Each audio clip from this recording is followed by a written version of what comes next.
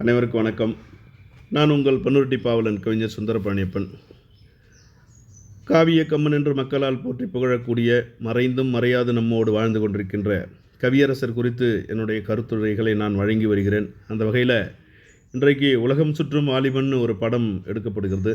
அந்த படத்தில் பாடல்கள்லாம் நல்ல பாடல்கள் சிறப்பாக அமைய வேண்டும் என்ற நல்ல எண்ணத்தோடு எம்எஸ்வி அவர்கள் இசையமைக்கிறார்கள். அந்த இசையமைக்கக்கூடிய எம்எஸ்வி புரட்சித் தலைவர் எம்ஜிஆர் கிட்ட போய் சொல்கிறார், இந்த பாடல்கள் கவியரசர் கண்ணதாசன் எழுதினா சிறப்பாக இருக்கும் அப்படின்னு சொல்கிறாரு.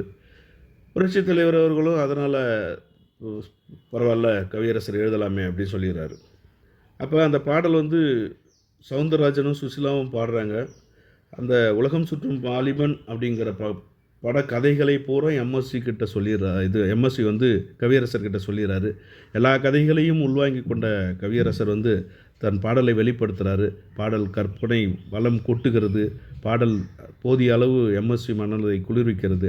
அந்த பாடல் அவள் ஒரு நவரச நாடகம் என்ற பாடல். அந்த பாடல் என்னோட குரலில் உங்களுக்காக. மரகத மலர் விடும் பூங்கொடி மழலை கூறும் பைங்கிளி, மரகத மலர் விடும் பூங்கொடி மழலை கூறும் பைங்கிளி, நிலவில் ஒளிவிடும் மாணிக்கம், நிலவில் ஒளிவிடும் மாணிக்கம், என் நெஞ்சில் தந்தேன் ஓரிடம்.